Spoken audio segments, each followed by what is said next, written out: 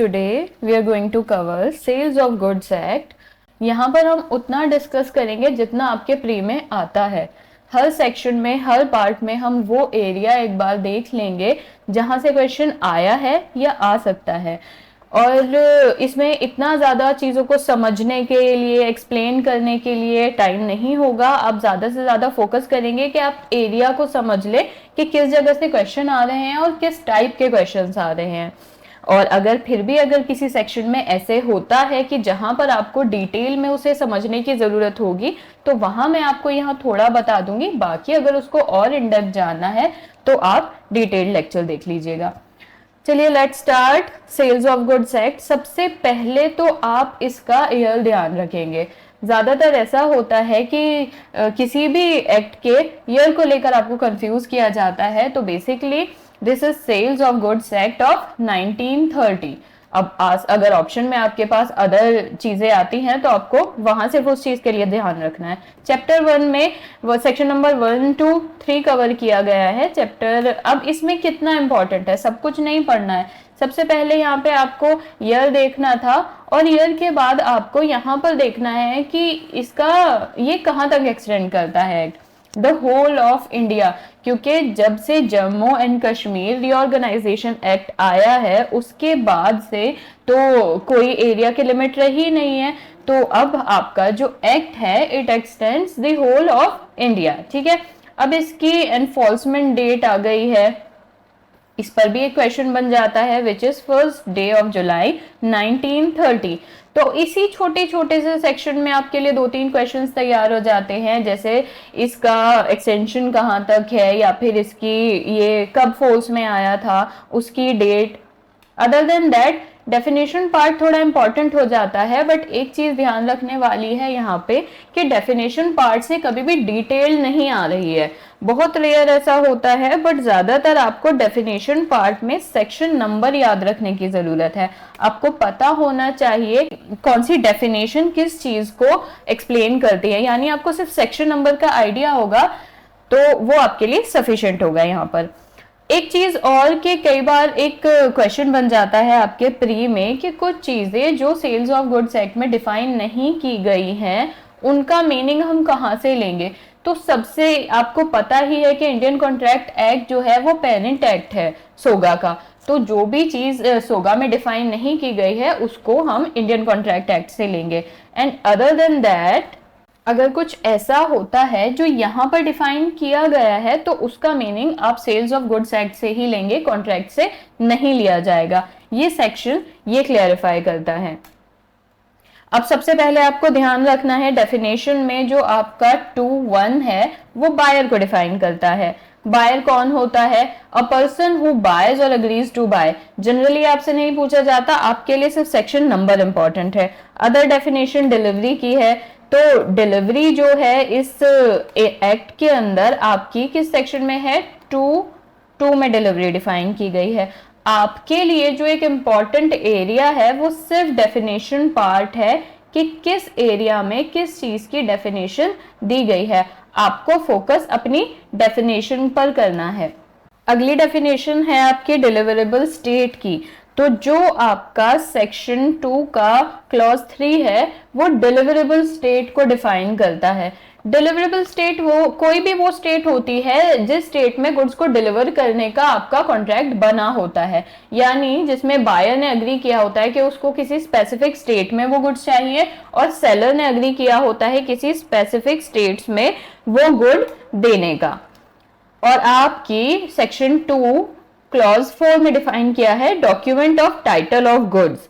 ठीक है, यहाँ पे आपको इतना लंबा उसको रटने की जरूरत नहीं है, बट इस सेक्शन में आपको ये ध्यान रखना है, कई बार एमसीक्यू में आपसे पूछ लिया जाता है कि डॉक्यूमेंट ऑफ टाइटल के अंदर क्या क्या इंक्लूड किया जाता है। तो आपको ये ध्यान रखना है कि bill of lading, dock warrant, warehouse keeper certificate, railway receipt और बाकी ये 4 ज्यादा इंपॉर्टेंट है। वेयर फिंजर सर्टिफिकेट, बाकी सब उतना इंपॉर्टेंट नहीं है। क्वेश्चन जहां आएगा ऑप्शन में यहां से बनता है और आपको ये चीज टिप्स पे होनी चाहिए ताकि आपको जब वहां पर कोई ऑड ऑप्शन दिखे तो आप उसको एलिमिनेट कर सके। अगली डेफिनेशन होगी आपकी फॉल्ट। सेक्शन 2 क्लॉज 5 में डिफाइन है फॉल्ट। अब इसमें भी आपको इन डेप्थ नहीं जाना है, आपको सेक्शन नंबर पता होना चाहिए।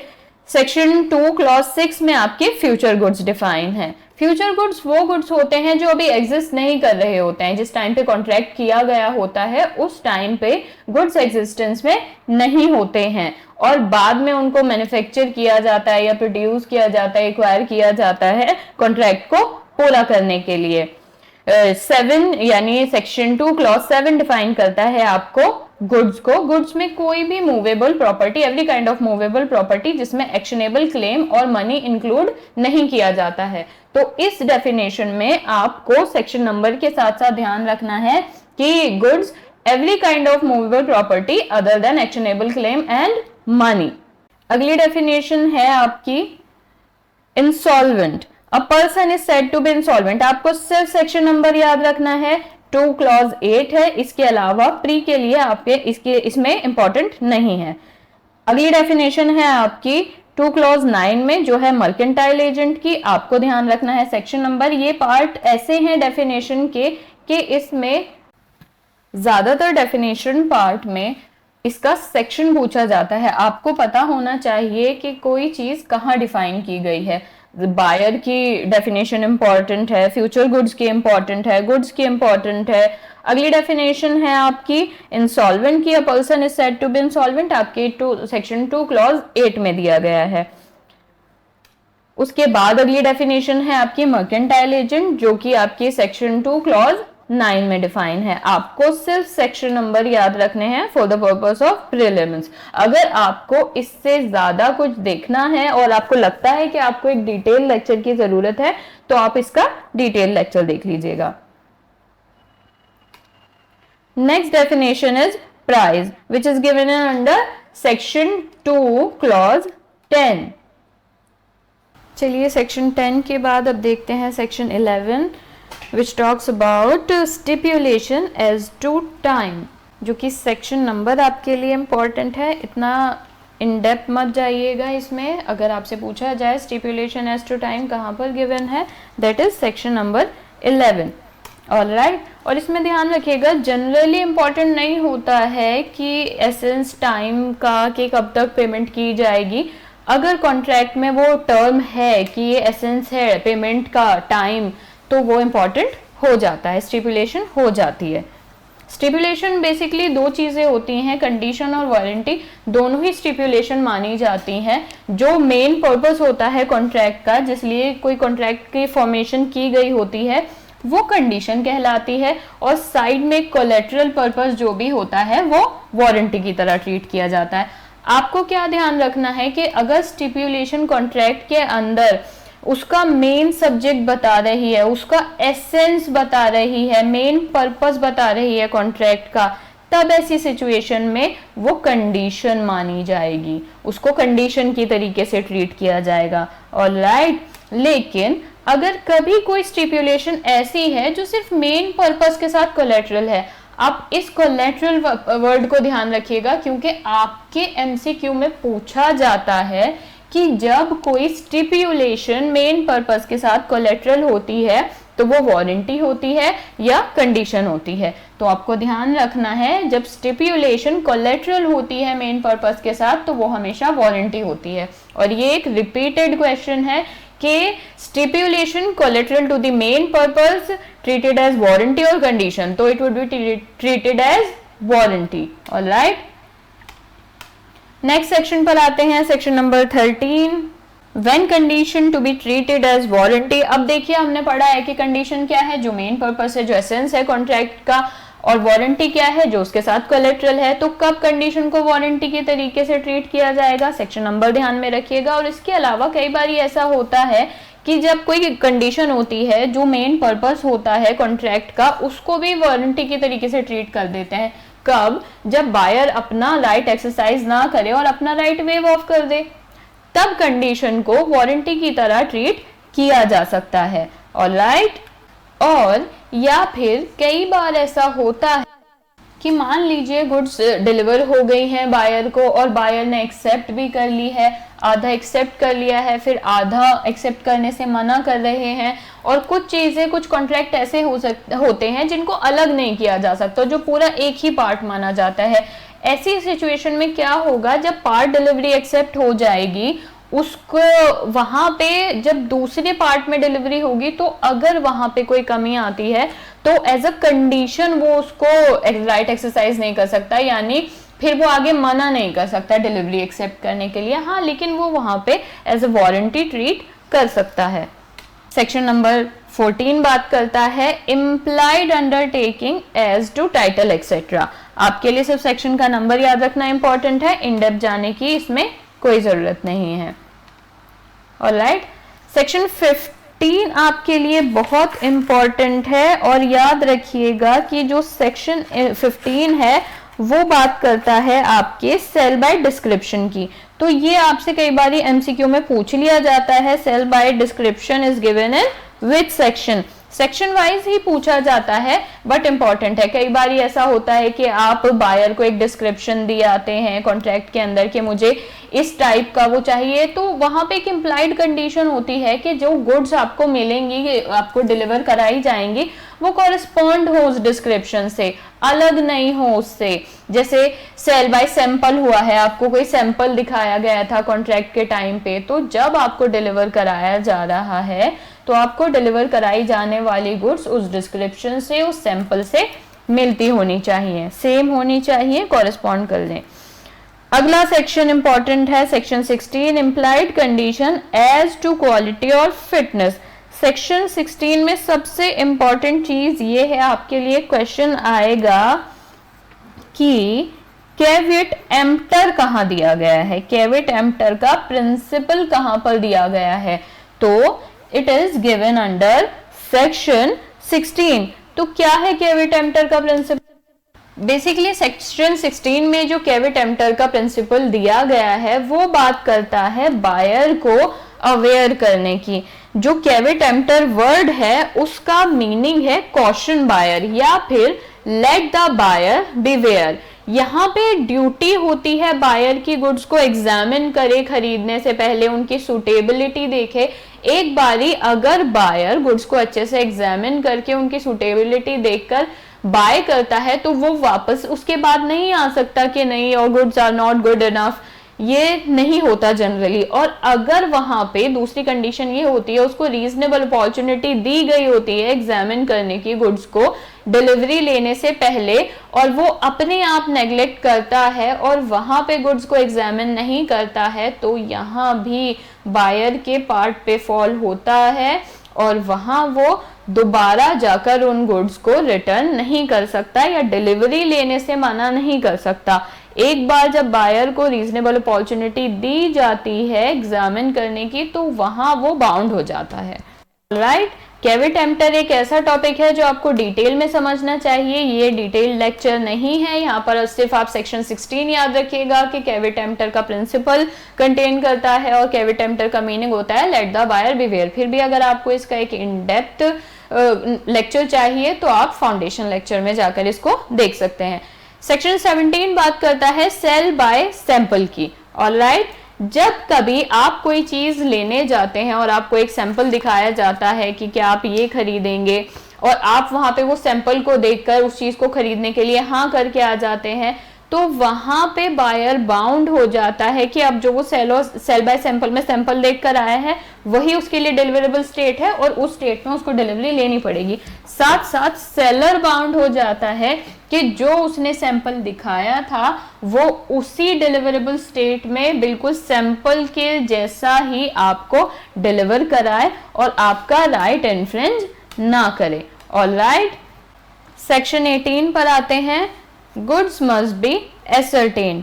सेक्शन नंबर आपके लिए इंपॉर्टेंट है, आप ध्यान रखिएगा। और एसर्टेन वर्ड का मतलब होता है स्पेसिफिक। जिस टाइम पे आप कॉन्ट्रैक्ट कर रहे हैं, आपको डिलीवर कराना है कोई चीज, जब उसकी डिलीवरी का टाइम आ चुका है, या तो कोशिश करनी चाहिए कि कॉन्ट्रैक्ट के टाइम पर ही गुड्स एसर्टेन्ड हो, वरना डिलीवरी का समय आते आते तो गुड्स का एसर्टेन्ड होना बहुत जरूरी होता है। अगर गुड्स अनएसर्टेन्ड होती है तो ट्रांसफर नहीं की जाएगी बायर को जब तक उसको एसर्टेन नहीं किया गया। लेट्स फॉर एग्जाम्पल, जब कॉन्ट्रैक्ट किया गया था तो आप जनरली कहकर आ गए थे कि मुझे एक ब्लू शर्ट चाहिए, या फिर मान लीजिए आपने सिर्फ बोला शर्ट चाहिए, अब यहाँ पर स्पेसिफाई नहीं किया कैसी शर्ट चाहिए, क्या चाहिए।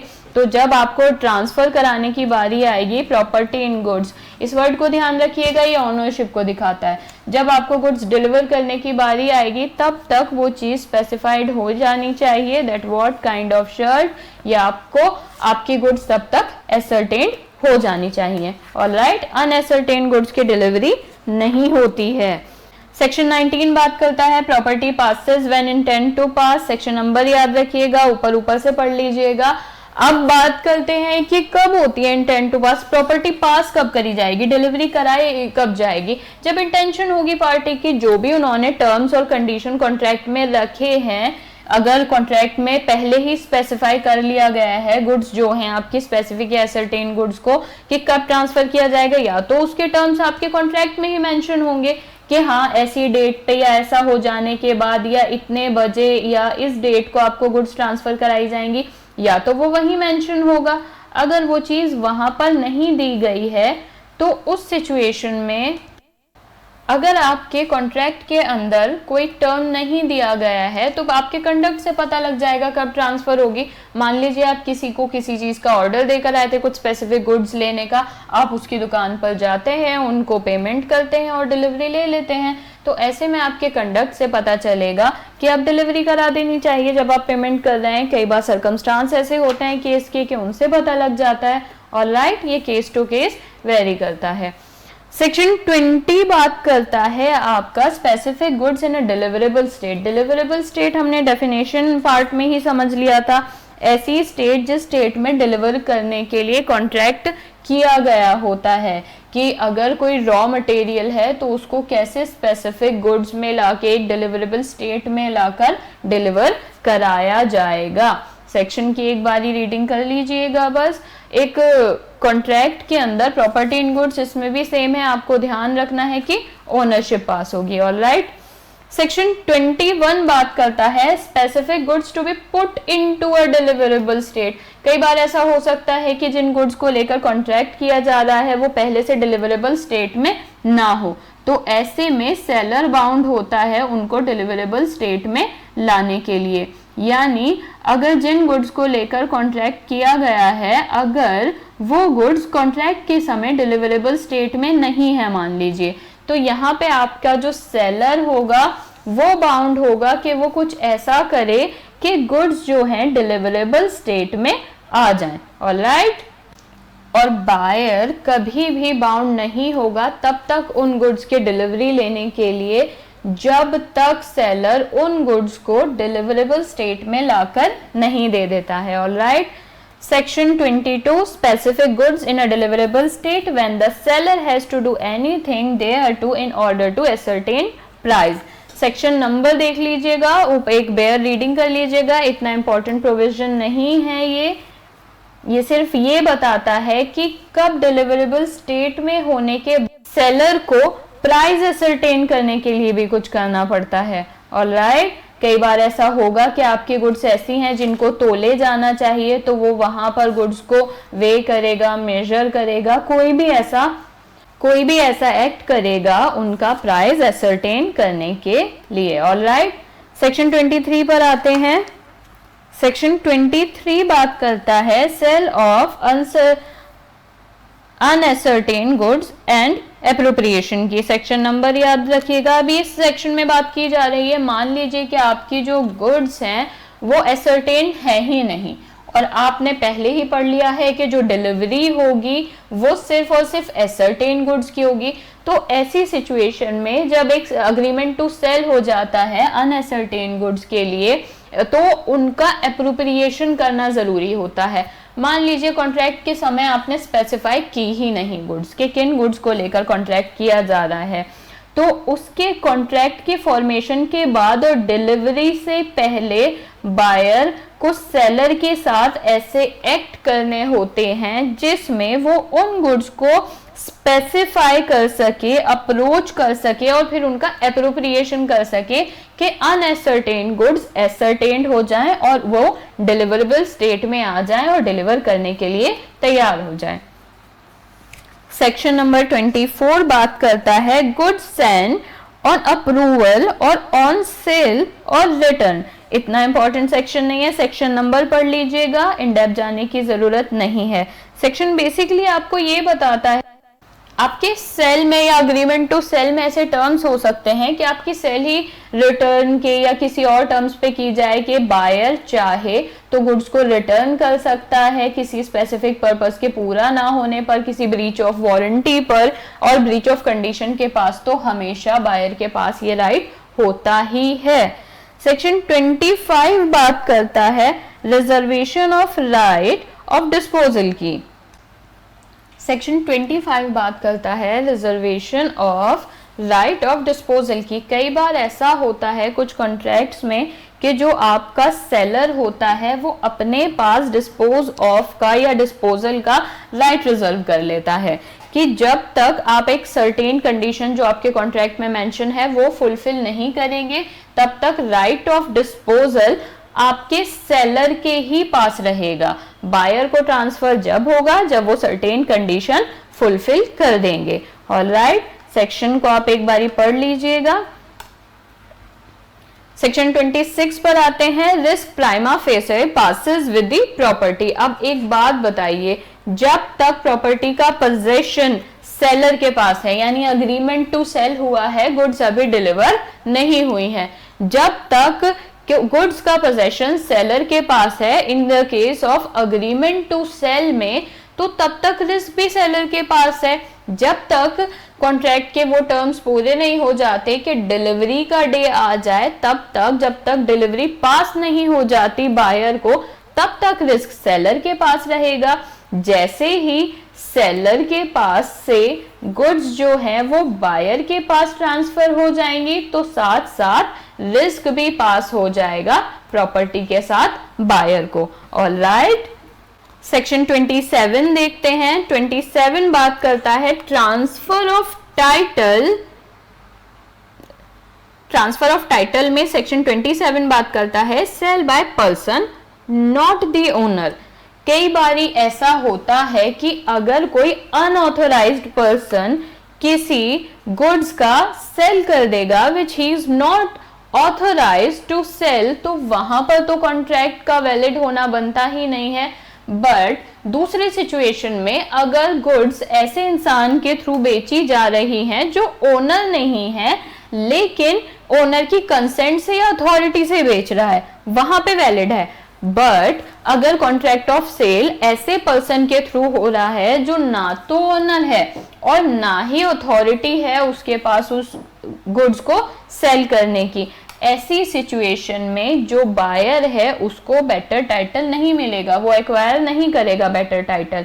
ऑलराइट, ये एक डिटेल सेक्शन नहीं है, ये एक डिटेल्ड वीडियो नहीं है, यहाँ पर हम सिर्फ एरियाज देख रहे हैं, क्वेश्चन कहाँ से आ सकता है, कहाँ से आ जाएगा, इसीलिए डिटेल के लिए आप फाउंडेशन लेक्चर देख लीजिएगा। यहाँ पर ऊपर ऊपर से समझ लीजिए कि किन एरिया से किस तरीके से क्वेश्चन बन सकते हैं। सेक्शन 28 बात करता है sale by one of joint owners. कई बार ऐसा होता है कोई प्रॉपर्टी एक से ज्यादा लोगों की ओनरशिप में होती है, तो ऐसे में अदर ओनर की कंसेंट से, आप वर्ड ध्यान रखिएगा, सेक्शन का नंबर आप हमेशा ध्यान रखना, बट इसमें एक छोटी सी चीज है कि जब कोई प्रॉपर्टी एक से ज्यादा लोगों की ओनरशिप में है तो उसको सेल करने के लिए भी तो उन लोगों के सभी ओनर्स की परमिशन की रिक्वायरमेंट है। हो सकता है जो उसकी परमिशन मिल रही है वो एक्सप्रेस मिले, इम्प्लाइड मिले, इम्प्लाइडली ही कई बार पार्टनर्स के पास उसकी परमिशन होती है कि दे कैन सेल। ऑलराइट, कई बार one of several joint owners होते हैं, कई बार होता है कि वहां पे परमिशन से को ओनर की वहां पे सेल किया जा सकता है, उस प्रॉपर्टी को ट्रांसफर किया जा सकता है जो बायर है उनको। लेकिन कई ये चीज आप ध्यान रखिएगा कि परमिशन एक ऐसा फैक्टर है जो जहां पे जॉइंट ओनर वाली प्रॉपर्टी होती है उसको सेल करने के लिए इंपॉर्टेंट रोल प्ले करता है। ऑलराइट, सेक्शन 29 बात करता है sale by person in possession under voidable contracts. अब आपका कॉन्ट्रैक्ट ही वॉइडेबल है, ऑलराइट। वॉइडेबल कॉन्ट्रैक्ट कहाँ डिफाइन किए गए हैं? सेक्शन 19 एंड 19A में इंडियन कॉन्ट्रैक्ट एक्ट के। अब जब आपका कॉन्ट्रैक्ट ही वॉइडेबल है, ऐसे में सेल का क्या होगा कि जहां पे पोजेशन जो ऑब्टेन किया गया है वो वॉइडेबल कॉन्ट्रैक्ट में किया गया है, लेकिन जो कॉन्ट्रैक्ट था वो दूसरी पार्टी के थ्रू अभी भी रिजाइंडेड नहीं किया गया है, तो ऐसे केस में बायर गुड टाइटल एक्वायर करेगा। एग्जाम के पॉइंट ऑफ व्यू से आपको सिर्फ ये पता होना चाहिए कि जब वॉइडेबल कॉन्ट्रैक्ट के थ्रू पोजेशन एक्वायर किया हो और जो आपका कॉन्ट्रैक्ट है वो रिजाइंडेड नहीं किया हो, ऐसे में बायर को एक गुड टाइटल मिलेगा, ऑलराइट। सेक्शन 30 बात करता है डिफेक्टिव टाइटल। हाँ, वहां थोड़ा समझते हैं। डिफेक्टिव टाइटल तब मिलेगा जब आपका बायर अवेयर हो इस चीज से कि जो कॉन्ट्रैक्ट था वो वॉइडेबल था या एक लीगल पोजेशन में नहीं है सामने वाले के गुड्स, ऐसे में गुड टाइटल एक्वायर नहीं होगा। सेक्शन 30 बात करता है सेलर और buyer in possession after sale, ठीक है। सेक्शन नंबर ध्यान रखिएगा बस, सेलर और buyer in possession after sale. ऐसे प्री में इतना ज्यादा कुछ क्वेश्चन आता नहीं है यहाँ से, फिर भी अगर आपको इसको डिटेल में देखना है तो आप फाउंडेशन लेक्चर में जाकर देख लीजिएगा, ऑलराइट। चैप्टर 4 पर आ जाते हैं, परफॉर्मेंस ऑफ द कॉन्ट्रैक्ट, जिसमें आपके लिए इंपॉर्टेंट चीज ये है कि यहाँ से सेक्शन नंबर पे भी क्वेश्चन काफी बने हैं और थोड़ा बहुत अंदर से एक दो वर्ड्स हैं जो मैं आपको साथ साथ बताती चलूंगी, आप ध्यान में रखिएगा। सेक्शन 31 बात करता है duties of seller and buyer. ये थोड़ा इंपॉर्टेंट हो जाता है आपके लिए जानना। अब इसमें कुछ सेक्शन को आपको इन डेप्थ कुछ चीजें याद रखनी है, मैं साथ साथ मार्क कराती चलूंगी, और कुछ सेक्शन के नंबर्स आपको ध्यान रखने हैं, alright. Section 31 duties of seller and buyer. अब ये सेक्शन कहता है आपका it is the duty of seller to deliver the goods. अब सेलर की ड्यूटी क्या है कि जो कॉन्ट्रैक्ट हुआ है उसके हिसाब से वो डिलीवरी करे, और बायर की ड्यूटी क्या है कि जब उसने कॉन्ट्रैक्ट किया है तो वो गुड्स को एक्सेप्ट भी करे, साथ साथ उनके लिए पे भी करे। अब सेलर जब अपनी ड्यूटी पूरी कर रहा है, गुड्स को डिलीवरेबल स्टेट में लाके डिलीवर करा रहा है, तो बायर को भी अपनी ड्यूटी पूरी करनी चाहिए और उन गुड्स के लिए पे करना चाहिए, साथ ही साथ उस डिलीवरी को भी एक्सेप्ट करना चाहिए, ऑलराइट। सेक्शन 32 बात करता है payment and delivery are concurrent conditions, ठीक है। अब सेक्शन के वर्ड्स क्या हैं? Unless otherwise agreed, delivery of the goods and payment of the price are concurrent, एक दूसरे से जुड़े हैं कंडीशन। अगर आप मुझे डिलीवरी देंगे तो ही तो मैं आपको उसके लिए प्राइस पे करूंगी, और अगर आप प्राइस पे कर रहे हैं तो बदले में आपको डिलीवरी भी तो मिलनी चाहिए।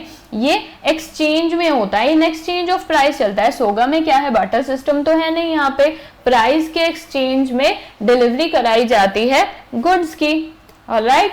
सेक्शन 33 पे आते हैं डिलीवरी, इसका सेक्शन नंबर ध्यान रखिएगा। अब डिलीवरी बेसिकली 3 तरीके की होती है, आपको इसमें यही याद रखना है कि आपकी जो डिलीवरी है गुड्स की वो 3 टाइप की हो सकती है, कंस्ट्रक्टिव भी हो सकती है,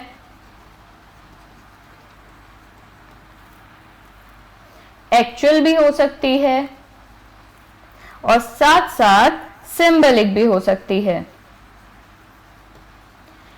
इसका मतलब ये है कि अगर जब आपने पैसे दिए हैं, जब आपका कॉन्ट्रैक्ट कंप्लीट होगा डिलीवरी के बाद या पहले, जब भी आपको उसके लिए पे करना है तो आपको फिजिकली डिलीवर करा दी जाएंगी गुड्स। जब आपको फिजिकली डिलीवर करा दी जाएंगी तो माना जाएगा कि एक्चुअल डिलीवरी हो चुकी है। लेकिन कई बार ऐसा होता है कि कुछ सिंबल ऐसा दे दिया जाता है कि मान लेते हैं हम कि अब उस पे आपका पोजेशन है। मान लीजिए गोडाउन के अंदर बहुत सारी गुड्स हैं और आपने उन्हें खरीदी है, अभी आपको गुड्स की डिलीवरी नहीं मिली है, लेकिन जो आपके सेलर थे उन्होंने आपको गोडाउन की चाबी दे दी है कि ये लीजिए चाबी, अब उसके अंदर की सारी गुड्स आपकी। तो कहीं ना कहीं वो चाबी डिलीवरी का एक सिंबल है, एक सिंबलिक डिलीवरी है कि अब आपको डिलीवरी मिल चुकी है। कंस्ट्रक्टिव डिलीवरी कई बार एग्जाम में पूछ लेता है, ये इंपॉर्टेंट है। कंस्ट्रक्टिव डिलीवरी एक ऐसा एक्ट होता है ट्रांसफर का, प्रॉपर्टी का, जो by the operation of law होता है। मतलब लॉ की साइड से कोई भी ऐसा एक्ट हो जाना जिससे आपको प्रॉपर्टी ट्रांसफर हो जाए। मान लीजिए कोई प्रॉपर्टी इनहेरिट ही हो गई है, लॉ में ऐसा चेंज आया है, या सर्टेन पर्सन की डेथ के बाद, तो वो डिलीवरी बाय, वो कंस्ट्रक्टिव डिलीवरी होती है। ऑलराइट, सेक्शन 34 बात करता है इफेक्ट ऑफ पार्ट डिलीवरी की। बेसिकली ये सेक्शन आपको बताता है कि जब आपने कुछ ऑर्डर किया है, आपने कुछ बाय किया है, कोई सेल या एग्रीमेंट टू सेल किया है, और आपको वो एक साथ डिलीवर नहीं किया जा रहा है, पार्ट्स में डिलीवर कराया जा रहा है, तो उसका सीधा सा मतलब होगा कि आपको पूरे का पोजेशन मिलेगा, आपको पूरा कॉन्ट्रैक्ट डिलीवर कराया जाएगा।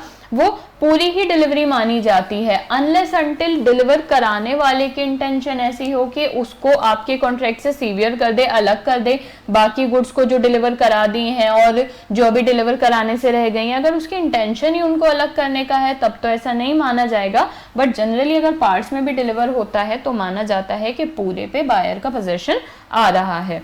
ऑलराइट, 35 बात करता है buyer to apply for delivery. Section number ध्यान रख लीजिएगा बस, और सेक्शन के वर्ड्स क्या हैं? Apart from every express contract the seller of goods is not bound to deliver them until the buyer applies for delivery. या तो कॉन्ट्रैक्ट में एक्सप्रेसली बोला ही गया है कि कब डिलीवर कराना है, कब नहीं कराना है, लेकिन अगर ऐसा कुछ नहीं है तो सेलर बाउंड नहीं है कि डिलीवर कराए जब तक बायर नहीं मांगता। कुछ कॉन्ट्रैक्ट ऐसे होते हैं जहां पे एक्सप्रेस नहीं किया गया होता कि डिलीवर कराना ही कराना है। ऐसे कॉन्ट्रैक्ट में डिलीवरी तब होती है जब बायर डिलीवरी के लिए अप्लाई करता है। अगर वो अप्लाई नहीं करेगा तो सेलर बाउंड नहीं होगा। रियलिस्ट कॉन्ट्रैक्ट होते हैं, जनरली ऐसा होता है कि डिलीवर तो कराना ही है, अप्लाई करे वो या नहीं करे। सेक्शन 36 बात करता है रूल एज टू डिलीवरी की। ऑलराइट, क्वेश्चंस यहाँ से जनरली नहीं बनते हैं, आप एक बार बेयर रीडिंग ले लीजिएगा। ये सिर्फ जनरली ये बताता है कि अगर बायर को डिलीवरी चाहिए और सेलर को डिलीवर कराना है तो उसके लिए क्या क्या जनरल रूल्स हो सकते हैं। प्री में इतने क्वेश्चंस इससे नहीं आते हैं।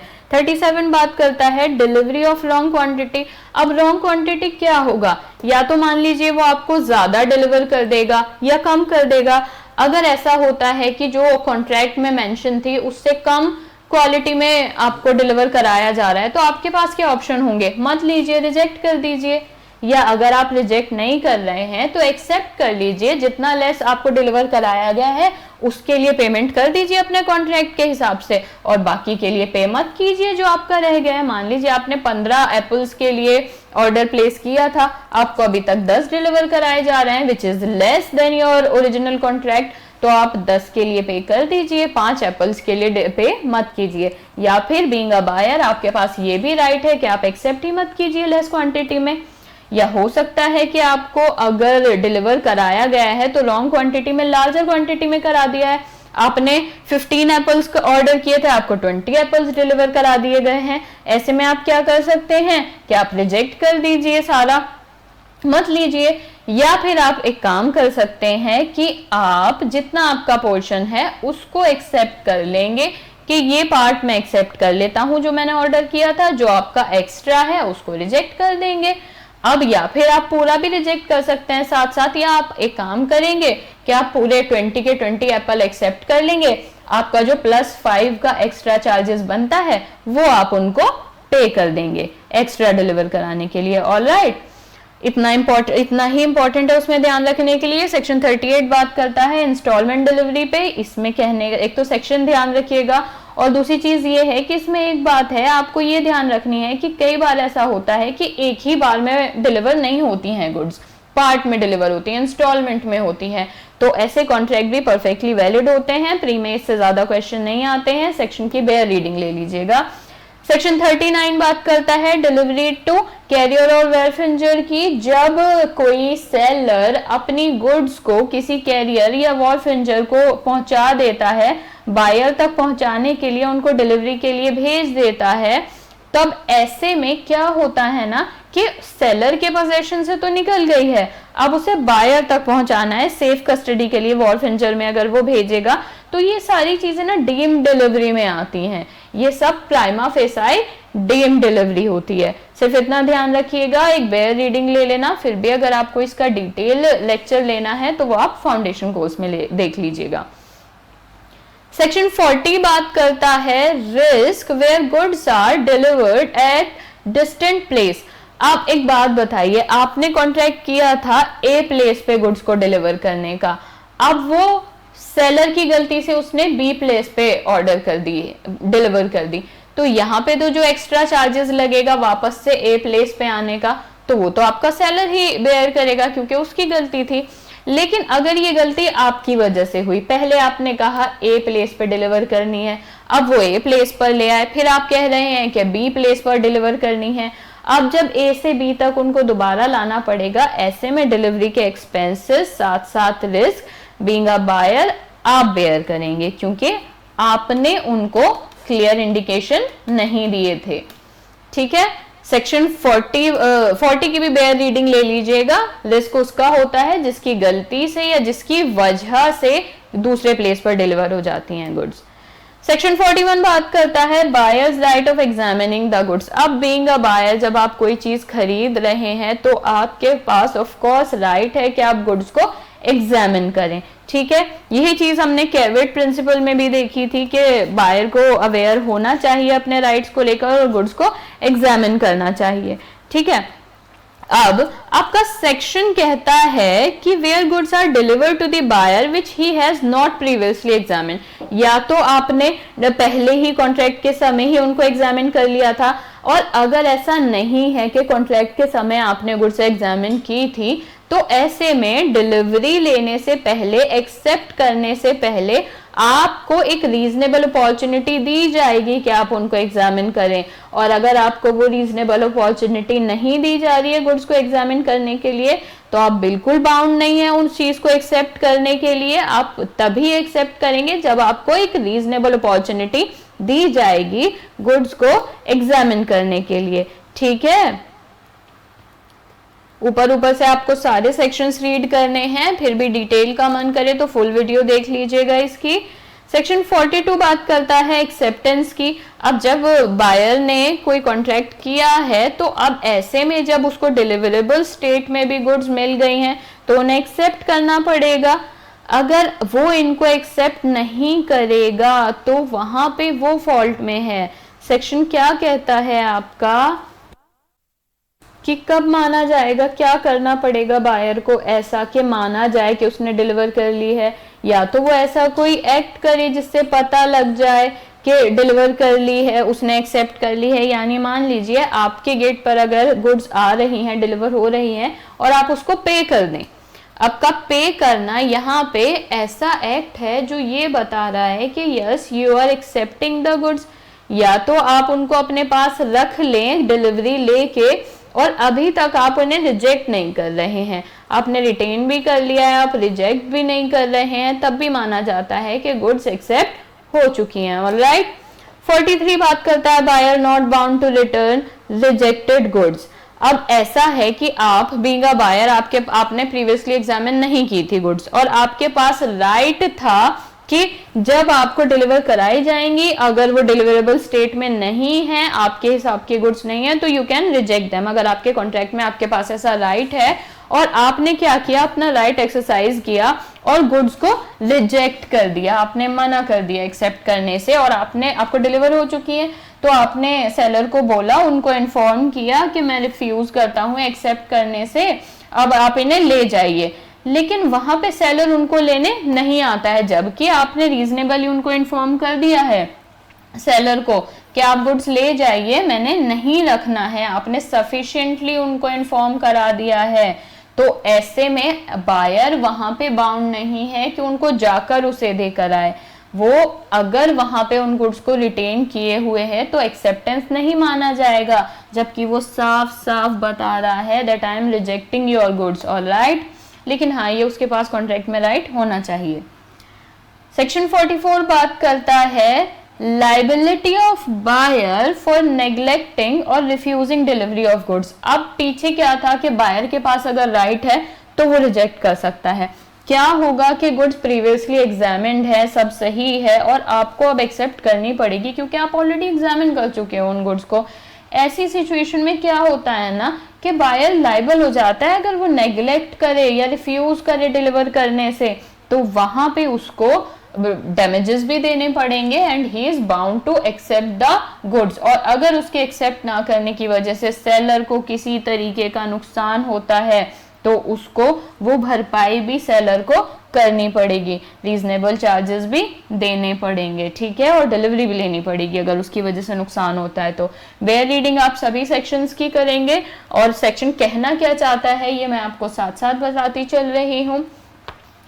चैप्टर 5 देखते हैं। अनपेड सेलर अपने आप में बहुत इंपॉर्टेंट टॉपिक है, ठीक है। सेक्शन 45 बात करता है अनपेड सेलर की। अनपेड सेलर कौन होगा? अनपेड सेलर ऐसा सेलर होता है जिसको उसके गुड्स के लिए प्राइस नहीं दिया गया है, या तो उसको अभी प्राइस ही नहीं पे किया गया है या भी उसको पूरा प्राइस नहीं पे किया गया है, ठीक है। अगर जैसे मान लीजिए कि अगर सेलर को 70% पे कर दिया गया है ना और अभी सिर्फ 30 रिमेनिंग है तो भी वो अनपेड सेलर होगा, क्योंकि सेलर का राइट होता है 100% पेमेंट लेना। जब तक उसको होल ऑफ द प्राइस नहीं मिल जाता तब तक वो अनपेड सेलर रहता है। प्री में कैसे क्वेश्चंस आते हैं वो आपसे सेक्शन नंबर पूछेगा अनपेड सेलर का। होल ऑफ द प्राइस आपके लिए बहुत इंपॉर्टेंट है। वो पूछेगा कि मान लीजिए आपका 90% पेड है ऑर्डर, आपको सिर्फ 10% नहीं दिया गया है, क्या स्टिल वो अनपेड सेलर है? यस है वो अनपेड सेलर। उसको 100% पे करना पड़ेगा, या फिर किसी बिल ऑफ एक्सचेंज या किसी नेगोशिएबल इंस्ट्रूमेंट से पेमेंट हुई थी और वो डिसऑनर हो गया प्राइस, तो उसे पैसे तो तभी भी नहीं मिले ना। वजह जो भी हो, रास्ता जो भी हो, क्रक्स क्या निकल के आएगा कि सेलर को पैसे नहीं मिले होंगे, और सेलर को पैसे ना मिल पाना उसको अनपेड सेलर बना देगा। Alright, unpaid sellers right important है, सेक्शन वाइज भी इंपॉर्टेंट है। और राइट्स क्या होते हैं इनके? अनपेड सेलर के पास सबसे पहला राइट होता है लियन का। अगर कोई सेलर है जिसने अभी तक गुड्स का पोजेशन ट्रांसफर नहीं किया है बायर को अभी तक गुड्स नहीं मिली हैं, तो जो आपके सेलर हैं वो राइट टू लियन एक्सरसाइज कर सकते हैं, यानी वो गुड्स को अपने पास रोक सकते हैं डिलीवर कराने से।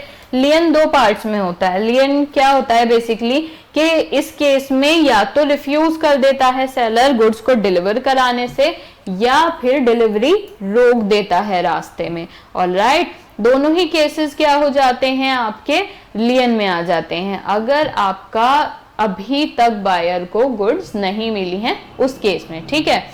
और दूसरा क्या होगा? अगर मान लीजिए आपका जो बायर है वो इंसॉल्वेंट हो गया, तब क्या करेंगे? रास्ते में ही रोक ली जाएंगी, stop goods in the transit. अगर सेलर के पोजेशन से निकल चुकी है, मान लीजिए किसी कैरियर में उसने गुड्स डिलीवर कराने के लिए डाल दी हैं और अब वो डिलीवर हो जाएंगी, और ऐसी सिचुएशन में उसको पता लगता है कि जो बायर है वो इंसॉल्वेंट हो गया है, ऐसे में सेलर के पास राइट होगा कि वो गुड्स को स्टॉप इन द ट्रांजिट। अब इसमें से बहुत सारे एमसीक्यू बनते हैं, बहुत इंपॉर्टेंट पोर्शन है। आपको क्या ध्यान रखना है? इंसॉल्वेंसी के केस में क्या राइट है? ये मोस्ट रिपीटेड क्वेश्चन है। इंसॉल्वेंसी के केस में राइट है stop goods in the transit, ठीक है। सी क्या है आपके पास? रीसेल कर देगा। एक टाइम में निकल गया, उसने अपने पास लियन कर लिया था या उसने स्टॉप इन ट्रांजिट कर दिया था। मान लीजिए गुड्स पेरिशेबल नेचर की हैं तो वो ज्यादा दिन तो नहीं रख पाएगा ना कि वो पैसे दे देंगे उनको, एक रीजनेबल नोटिस कर देकर वो रीसेल कर सकता है गुड्स को। या फिर अगर पेरिशेबल भी नहीं है तो भी एक रीजनेबल लिमिटेड टाइम के बाद वो गुड्स को रीसेल कर सकता है। ऑलराइट, यहाँ पे 47 में आपको लियन अच्छे से समझाया हुआ है। क्या कह रहा है वो कि जब गुड्स बिना पैसे के सोल्ड की गई हैं, जब अभी तक आपको उसके लिए पे नहीं किया गया है, उधार पे दी गई हैं या तो बिना उधार के दी गई हैं, और मतलब आपका पॉइंट 1 कहता है कि क्रेडिट पर नहीं दी गई हैं, है ना, लेकिन उसको अभी तक पैसे नहीं मिला है। अब उधार भी नहीं दिए और अभी तक आपने पैसे भी नहीं दिया है, लेकिन क्या हो सकता है मान लीजिए उधार पे गुड्स दी गई हैं, क्रेडिट पर दी गई हैं, बट जो क्रेडिट पे करने की लिमिट थी वो एक्सपायर हो चुकी है, फिर भी पैसे नहीं दिए हैं, या बायर इंसॉल्वेंट हो गया है। इन सारी केसेस में सेलर जो है अपना राइट टू लियन एक्सरसाइज कर सकता है। ठीक है, पार्ट डिलीवरी। मान लीजिए कि सेलर ने कुछ गुड्स डिलीवर करा दी हैं और कुछ मतलब बायर तक अभी पहुंच गई हैं और कुछ गुड्स अभी सेलर के ही पोजेशन में है। तो सेलर को अगर पैसे नहीं मिलेंगे ना, अगर उसको लग जाएगा कि उसे बायर पे नहीं कर रहा है, तो जितनी गुड्स डिलीवर करा दी हैं उनका तो कुछ नहीं, लेकिन जो बची हुई रिमाइंडर गुड्स है ना, जो बची हुई गुड्स हैं उन पे वो अपना राइट टू लियन एक्सरसाइज कर देगा, आगे डिलीवर नहीं कराएगा फिर वो उन गुड्स को। Alright, termination of लियन। अब आपको ये तो पता लग गया कि सेलर के पास राइट टू लियन होता है, लेकिन उसका राइट टू लियन टर्मिनेट कब हो जाएगा, किन किन जगहों पर उसका राइट टू लियन टर्मिनेट हो जाएगा। पहला क्या कहना चाहता है ये, कब लूज कर देगा, कब खो देगा सेलर अपना, अनपेड सेलर अपना राइट टू लियन, जब when he delivers the goods to a carrier or other bailey for the purpose of transmission to the buyer without reserving the right to disposal of the goods। यानी उन्होंने deliver तो कर दी हैं goods किसी career को या वॉल्फिंजर को, लेकिन उन्होंने अपने पास रिजर्व नहीं किया है डिस्पोज ऑफ का राइट, ऐसे में वो अपना राइट टू लियन खो देंगे। या फिर when the buyer or his agent lawfully obtains possession of the goods, अगर गुड्स ट्रांजिट में थी और बायर को या उनके एजेंट को एक लॉफुल पोजेशन मिल गया है, ऐसा नहीं है जबरदस्ती आकर वो छीन कर ले गए हैं, अगर उनको एक लॉफुल पोजेशन मिल गया है, ऐसे में तो लियन का सवाल ही नहीं उठता ना।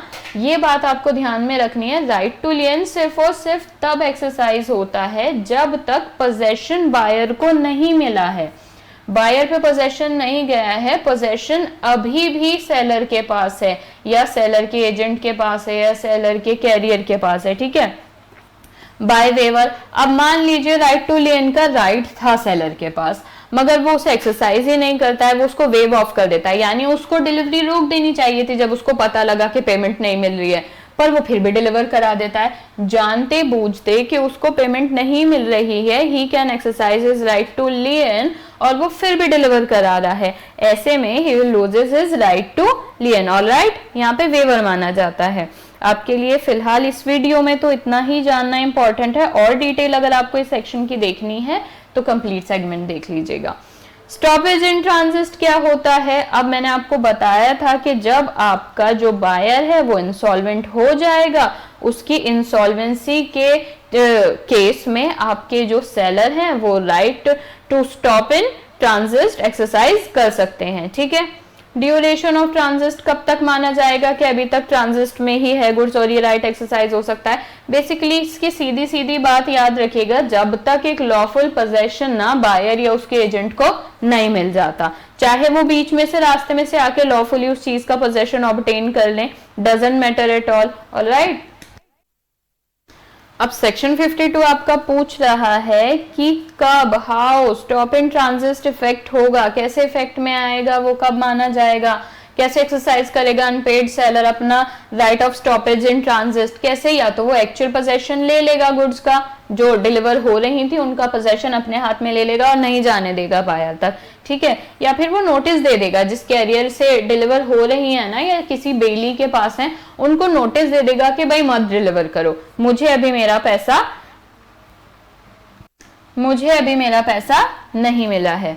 ऑलराइट, यानी क्या करेगा वो, कैसे इफेक्ट होगा, वो या तो पोजेशन रोक लेगा, अपने पास रख लेगा, अपने पास ले आएगा वापस से पोजेशन, या अगर अभी कैरियर के पास है या किसी बेली के पास है तो वो उनको नोटिस देगा कि आप डिलीवर ना करें, बायर को ना दें ये गुड्स, अभी तक मुझे मेरे पैसे नहीं मिले हैं। ठीक है, सेक्शन 54 क्या कहता है, sale not generally rescinded by lien और स्टॉपेज इन ट्रांजिट। अब एक बात बताइए, अगर सेलर के पास राइट टू लियन है और उसको पैसे ना मिलने पे उसने लियन एक्सरसाइज कर लिया है, तो क्या इससे ये माना जाएगा कि जो सेल है वो खत्म हो चुकी है, अब वो रिजाइंडेड हो चुकी है? नहीं, ऐसा नहीं होता है। राइट टू लियन ऐसा नहीं करता, स्टॉपेज इन ट्रांजिट या राइट टू लियन सिर्फ ऐसा होता है कि अगर वो राइट टू लियन या स्टॉप इन ट्रांजिट एक्सरसाइज करता है ना तो उसको रीसेल का ऑप्शन मिल जाता है। 54 बेसिकली रीसेल से डील करता है।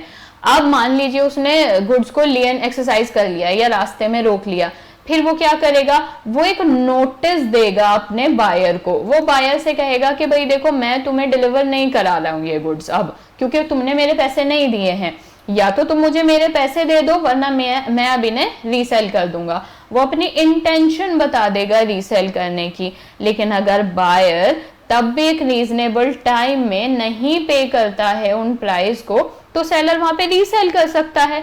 रीसेल के बाद आपका कॉन्ट्रैक्ट जो है उनके साथ खत्म हो जाएगा। मोटा मोटा जस्ट यही है सेक्शन का। आप एक बेयर रीडिंग ले लीजिएगा, सेक्शन नंबर याद रखिएगा। चैप्टर 5 थोड़ा इंपॉर्टेंट है, suits for breach of the contract.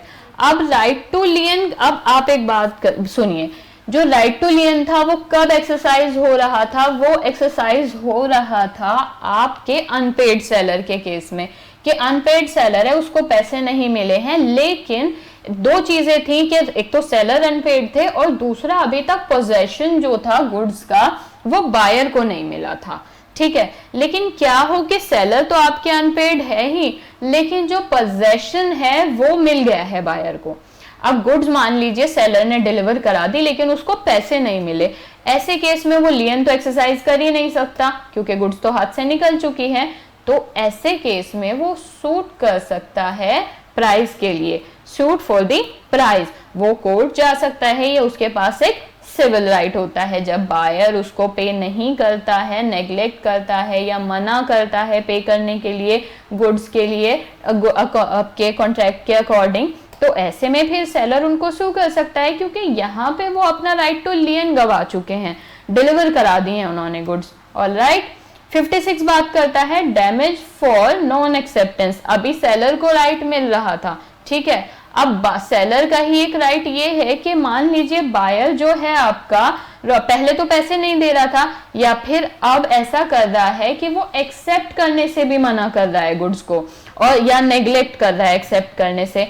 ऐसे केसेस में भी वो सेलर को स्यू कर सकता है उनको डैमेजेस के लिए, नॉन एक्सेप्टेंस के। ठीक है, 57 बात करता है डैमेजेस फॉर नॉन डिलीवरी। अभी तक राइट्स दिए जा रहे थे सेलर को, अब हम राइट्स दे रहे हैं यहाँ पे बायर को। 57 बात करता है डैमेजेस फॉर नॉन डिलीवरी। मान लीजिए एक लॉफुली कॉन्ट्रैक्ट हो चुका है, अब यहाँ पे डिलीवरी की जानी चाहिए थी, मिल जानी चाहिए थी बायर को, लेकिन सेलर अब डिलीवर नहीं कर रहे हैं, नेग्लेक्ट कर रहे हैं, रिफ्यूज कर रहे हैं डिलीवर करने से। ऐसे में सेलर के ऊपर डैमेजेस के लिए स्यू कर सकते हैं बायर, उनके लिए सूट फाइल कर सकते हैं। ठीक है, स्पेसिफिक परफॉर्मेंस की बात करता है सेक्शन 58। सेक्शन नंबर याद रखिएगा सबसे पहले तो आप।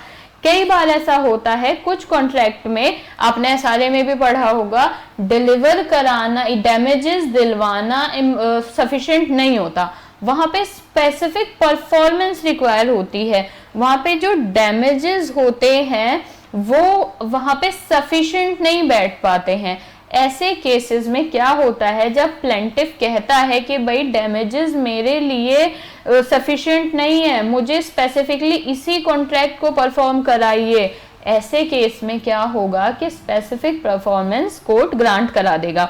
एग्जाम्पल के तौर पे मान लीजिए कि आपकी कोई ग्रैंड मदर की वॉच थी, आपने किसी घड़ी वाले को वो ठीक करने के लिए दे दी, और घड़ी वाले ने क्या किया कि अब उसको ठीक करके आपको डिलीवर करने से नेग्लेक्ट कर रहे हैं, आपने सू कर दिया उन पर। तो सू करने के बाद वो घड़ी की कीमत मार्केट वैल्यू कुछ 2000 रुपए के आसपास थी। अब ऐसे में जो डैमेजेस बनते हैं, मान लीजिए कोर्ट आपको 2000 रुपए दिला सकता है एज अ डैमेजेस, बट उस केस में आप कहते हैं कि यहाँ पे मेरे लिए जो कीमत है वो इम्पोर्टेंट नहीं है, डैमेजेस फुलफिल नहीं कर पाएंगे, घड़ी 2000 की थी या 1000 की मैटर नहीं करता, घड़ी मेरी ग्रैंड मदर की थी। तो आप यहाँ पे स्पेसिफिक परफॉर्मेंस ही डिमांड करेंगे, यानी सेम वॉच को आपको डिलीवर कराया जाए। ऑलराइट, 59 बात करता है remedy of breach of warranty. हमने पढ़ा था, देखिए अगर ब्रीच ऑफ कंडीशन होगा, अगर कोई कंडीशन थी कॉन्ट्रैक्ट का जो मेन पर्पस था उसी का ही ब्रीच हो रहा है, तो आप सीधा सीधा कॉन्ट्रैक्ट को रिजेक्ट कर सकते हैं, आप डिलीवर करने के लिए बाउंड नहीं, आप डिलीवरी एक्सेप्ट करने के लिए बाउंड नहीं है, पे करने के लिए बाउंड नहीं है, आप वहां पे रिजेक्ट कर देंगे कॉन्ट्रैक्ट को, गुड्स को रिजेक्ट कर देंगे। लेकिन ब्रीच ऑफ वारंटी के केस में ऐसा होता है कि आप रिजेक्ट नहीं करेंगे, आप क्या करेंगे कि वहां पे रेमेडी ले सकते हैं। मान लीजिए कि आपका कॉन्ट्रैक्ट था 10,000 रुपए का और वहां पे कोई ऐसी चूक हुई है सेलर से कि आपको 5,000 का नुकसान हो गया है ना, तो आपका जो प्राइस था उससे कम में ही हुआ है जो ब्रीच ऑफ वारंटी का पैसा है, तो आप क्या करेंगे, 10,000 में से 5,000 रुपए तो आप नहीं देंगे उन्हें, 5,000 तो आप उनकी गलती के लिए रख लेंगे, है ना, और बाकी 5,000 आप उनको पे कर देंगे जो आपके कॉन्ट्रैक्ट का प्राइस था। या फिर मान लीजिए कि आपका कॉन्ट्रैक्ट जो था वो 10,000 का था, लेकिन जो आपको पे करने पड़ गए बायर की गलती की वजह से, वो आपको नुकसान उठाना पड़ा 12,000 का। ऐसे में क्या होगा ना कि आप फिर वहां पे कॉन्ट्रैक्ट का कोई अमाउंट पे नहीं करेंगे, बल्कि जो सरप्लस निकल कर आ रहा है ना 2,000 रुपए का, ये आपको सेलर पे करेगा। तो यही वर्ड्स हैं, डिमिनिशन या एक्सटेंशन अगर हो रहा है ब्रीच ऑफ वारंटी में सेलर को, बायर को, तो वो सेलर से लेने के लिए अकाउंटेबल है, मतलब ले सकता है, ठीक है। सेक्शन 60 बात करता है repudiation of contract before due date. अगर ड्यू डेट होने से पहले कॉन्ट्रैक्ट को खत्म करना पड़ रहा है किन्हीं कारणों से, सेलर को लग रहा है नहीं नहीं भाई बायर तो पे नहीं कर पाएगा इस चीज के लिए, तो वो भी रिप्यूडिएट कर सकते हैं। और अगर बायर को ऐसा लग रहा है कि नहीं सेलर सही चीज डिलीवर नहीं करेगा, जो मैंने कहा था ये सही नहीं कर रहा है, तो वो भी रिप्यूडिएट कर सकते हैं। अगर ऐसे में किसी पार्टी को लॉस सफर करना पड़ता है और उसकी गलती भी नहीं होगी, तो वो डैमेजेस क्लेम कर सकता है। 61 बात कर रहा है interest by way of damages and special damages. Section number याद रखना, इसमें ऐसा है कि अगर आपको डैमेजेस हुए हैं तो आप उस पर इंटरेस्ट भी ले सकते हैं। अगर कॉन्ट्रैक्ट ऐसा है कि उसमें किसी ब्रीच ऑफ वारंटी से या किसी भी वजह से आपको ऐसा पे करना पड़ गया है कि आपका इंटरेस्ट भी बनता है वहां पर, तो अगर कोर्ट को जस्ट लगेगा, इक्विटेबल लगेगा, तो वहां पे आपको स्पेशल डैमेजेस भी कोर्ट दिला देगी। ऑलराइट, और अगर आपको यही सेक्शंस डिटेल में देखने हैं तो you can see the lecture. आपका लास्ट चैप्टर है मिसलेनियस, इसमें से इतने क्वेश्चन नहीं बनते हैं। सेक्शन नंबर 62, हेडिंग याद रखिएगा, exclusion of implied terms and conditions. And the other section is section 63, reasonable time a question of fact. ये इंपॉर्टेंट बात है, आपसे ये पूछ लिया जाता है कि रीजनेबल टाइम क्या होता है। रीजनेबल टाइम क्या होगा, क्वेश्चन ऑफ लॉ है या क्वेश्चन ऑफ फैक्ट है, ये एमसीक्यू में देखा जाता है। तो आपने याद रखना है कि रीजनेबल टाइम हमेशा क्वेश्चन ऑफ फैक्ट है। ऑलराइट, ऑक्शन सेल 64, आपके लिए सिर्फ एक चीज इंपॉर्टेंट है सेक्शन नंबर के अलावा कि ऑक्शन सेल कब कंप्लीट मानी जाती है। तो एक वर्ड आप याद रखेंगे, by the fall of the hammer. ये वर्ड आपके लिए बहुत इंपॉर्टेंट है। ऑक्शन सेल कब कंप्लीट होती है, by the fall of the hammer, या फिर अगर कोई अलग कस्टमरी मैनर है वहां का, वो अलग चीज होती है, but generally by the fall of the hammer. Alright, अगर फिर भी आपको ये सब डिटेल में देखना है तो आप डिटेल लेक्चर देख लीजिएगा। इसमें ये कोशिश की गई थी कि आपको प्री के लिए एक ऊपर से मोटा मोटा ओवरव्यू मिल जाए सोगा का, कि आप लास्ट मिनट पे देख सकें। 64A सेक्शन नंबर ध्यान रखना, in a contract of sale amount of increase और डिक्रीज टैक्सेस और टू बी एडेड और डिडक्टेड। सिर्फ सेक्शन नंबर इंपॉर्टेंट है। ये ऐसा नहीं है कि एक डिटेल्ड वीडियो है, आपने यहाँ पे डिटेल्ड वीडियो देखनी है और उसके बाद आपको उसको समझना है कि किस एरिया से क्वेश्चन आ रहे हैं या आ सकते हैं। ठीक है, डिटेल्ड वीडियो आप दूसरी देख लीजिएगा। ये कुछ एरियाज थे जो आपके लिए इंपॉर्टेंट थे सोगा में, आप इन्हें पढ़िए और लास्ट मोमेंट पे तो इतना ही देखना आपके लिए मोर देन इनफ है। Thank you so much.